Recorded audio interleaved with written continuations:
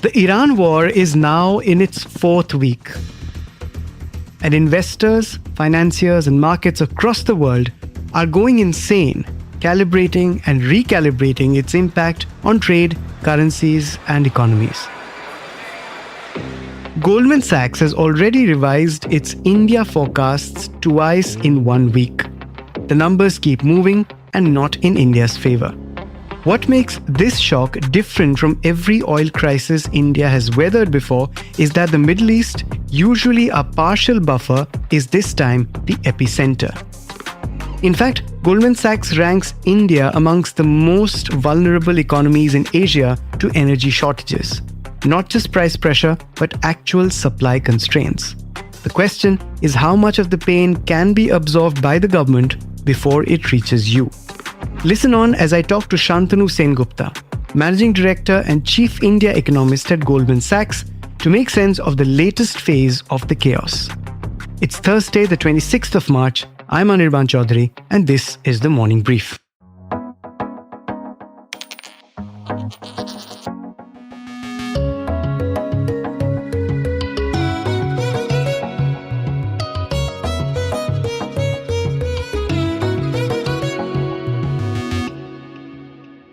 Hi Shantanu, very warm welcome to the Morning Brief. Thank you. Glad to be here. So let's start with trade shocks and the war's impact on transmission channels. How do you see both as the war enters its 25th day? So if you think about the shock that is hitting the global economy now, India has gone through terms of trade price shocks before, over the last 20 years or so. This time around, it's slightly different. So when oil prices rise and India comes up with the terms of trade shock, typically the Middle East economy does better because it's the oil producer, so the Middle East economy does better.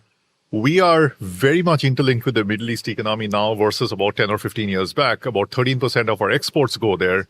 A lot of imports come from there, including, of course, crude oil and gas. And 40% of our remittances, which was $135 billion last year, comes from the Middle East. So it's 13% exports, 20% imports, I think. 20% imports. And 40% out of that, 40% is crude oil and 80% of our gas imports. And you have 40% of remittances coming from the Middle East. Now, typically in earlier oil price shocks, the Middle East economy does better, and therefore you get a little bit of offset to this shock by exporting more there or having more remittances from there. Unfortunately, this time, the Middle East is the epicenter of the crisis. So our sense is that not only are you facing a wider oil shock, but you're also facing the shock through likely lower exports to the area and some remittance shock also possibly going forward. Okay, Shantanu, so let's get to specifics. According to your report, India's exports to that region is concentrated in agriculture, gems, and petroleum. Do you see all of them getting impacted equally? Agriculture will be impacted, undoubtedly. Iran itself is a significant share of exports, especially of rice from India. You're going to see some impact on gems and jewelry also. A lot of this is a stop destination before reaching Europe. So maybe there'll be some rerouting of exports that go on. But in the near term, you will have some impact from exports to that region. Okay, in such cases, what happens is you mentioned remittances and they cushion some of the shocks. But I think, as you rightly said, this time, since the Middle East is the epicenter, that buffer is also weak. So my first question is that buffer weak? And how much do you think it is weak by? Yeah, so the remittance buffer, as I said, the total number is $135 billion. 40% of that is coming from the Middle East is slightly dated in the sense that the RBI has come out with the last numbers as of 2023. Our sense is that right now you will not face that impact very much because, a lot of Indians who are coming back will be remitting back currently. The remittance impact can be in a few months' time or in a couple of quarters' time. If you have movements of people from the Middle East back to India or elsewhere, if it is elsewhere and they're remitting back from there, that's fine. Yeah. If they're moving back to India, then the remittance buffer will be hurt. Essentially, we are looking at like flat growth rather than, what has been pretty stellar growth in the last few years. I mean, remittances used to be around the pandemic, around $80 billion. It's 135 today. So pre-pandemic to now, you've moved up by almost 50%, and we are basically looking at flattish growth, at least over the next year, in terms of remittances. It would be interesting to see remittance values in the next few quarters. Well, Middle East used to be 55% of remittances back in 2021. The US has taken up a lot of share such that the Middle East has become actually 40% now. So the US and North America overall, like Canada and so forth, is contributing way more to remittances now than the Middle East. That too is another story, but yeah. Yeah. Okay, let's talk about imports now. We import 85% of our LNG. That price is probably also going up, but the fact that so much gas is required to produce LNG will also increase input prices, and then subsidies go up. How do you sort of see this, and how much downside risk to fertilizer output and, of course, food inflation do you see going forward? Yeah, so let's take this from the overall gas angle and not just LNG. Sure. So what India consumes, about 50% is domestically produced and about 50% is imported. About 40 percentage points out of that 50, which is 80% of your imports, come from that region, mainly Qatar. So needless to say, there will be disruptions coming from that area. About 30% of your overall usage is in fertilizers. About 20-25% is in what is known as city gas distribution. Right. That is cooking gas for you and me, and transportation fuels. Our sense is, and then you have power and then some industrial usage. If you see the policy response from the government, and which we think is appropriate, if you're faced with this kind of a shock, is the first port of call is to protect the consumer. Yeah. Which means that you've taken the call to protect LPG supply to the extent possible to the domestic households. To an extent, transportation also in the cities is being protected for now. Our sense is that fertilizers will be completely taken on the fiscal books. The playbook is 2022. Just date back to the 2022 cycle. Fertilizer subsidies rose by about 0.5% of GDP from the budget estimates to the final numbers. Because whatever fertilizer shock you had, you completely took it on the fiscal account such that you did not have any pass-through into food inflation, which again is the right or the appropriate policy response, because food inflation pass-throughs from fertilizer prices will have a massive knock-on later on in terms of tightening of financial conditions and so on, because the RBI will have to then, in that case, go ahead and tighten. So that's been the policy response for now. So undoubtedly, in our minds, some of industrial activity will get impacted. But given the shortage, policymakers will have to make a decision. And the decision, in our view, is appropriate in terms of protecting the households. Understood. And also coming to the OMCs, I mean, the point about them absorbing the shock the way they did in 2022, what's your current estimate of the total fiscal hit to India this year? Right. So we think that both the quasi-fiscal policies and the government's own balance sheet, that is direct fiscal policies, will be able to absorb most of the shock without passing it on to the consumer, particularly the fertilizer price increases or the feedstock, which is gas, is something that we would expect to be completely on the government's own balance sheet without any pass-through into food inflation by rising fertilizer prices. And regarding the quasi-fiscal, the OMCs, we would expect them to absorb the hit largely before passing it on to the consumer in terms of pump prices of petrol and diesel.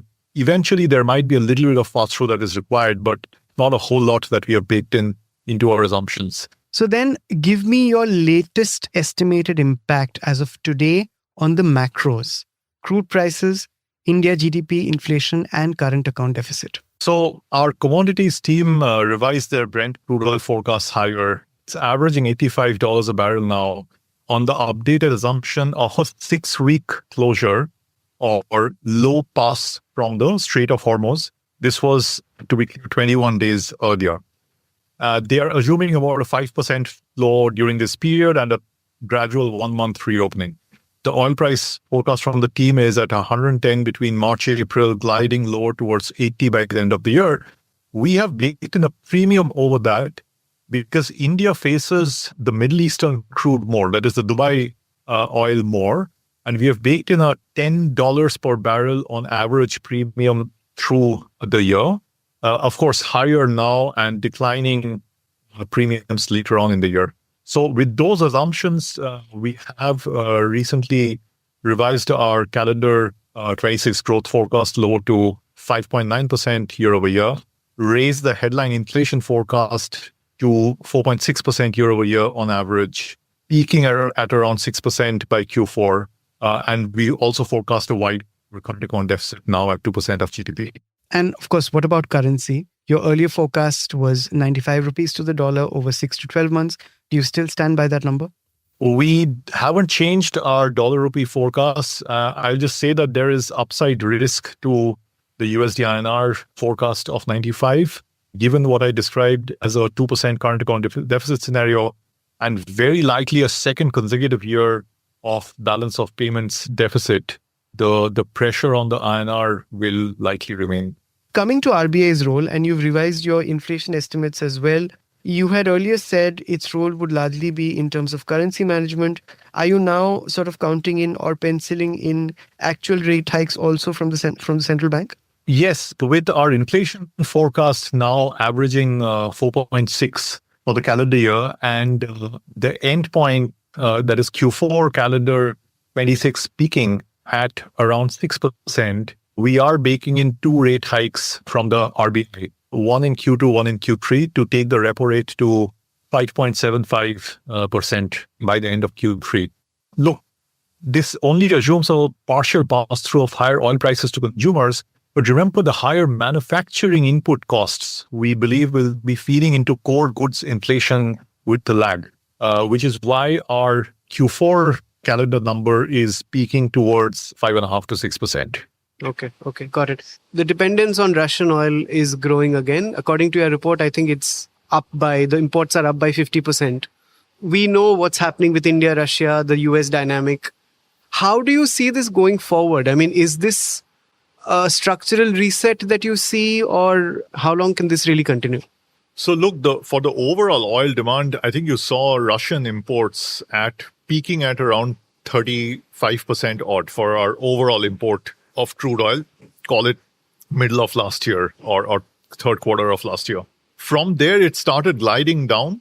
The US imports have moved up from about 2 or 3% towards 8 or 9% of the overall imports. We think that trend will continue.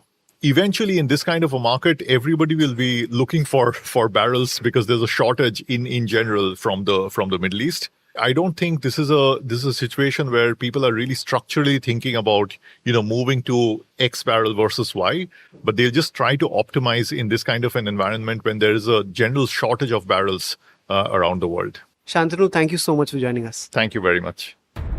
Meanwhile, this is what's happening in the war. Trump has said that Vice President J.D. Vance and Secretary of State Marco Rubio are leading US outreach to Iran. He's described a so-called Iranian offer as a very significant price. Iran's foreign minister, however, continues to call Trump's claims fake. Meanwhile, the Strait of Hormuz remains gridlocked, with the IEA warning of a major threat to the global economy. Well, Goldman Sachs forecasts may need revisiting again soon. That's it for today. You were listening to this episode of The Morning Brief. It was produced by me, sound designed by Indranil Bhattacharjee. A new episode of The Morning Brief drops every Tuesday, Thursday, and Friday, wherever you get your podcasts. Keep listening.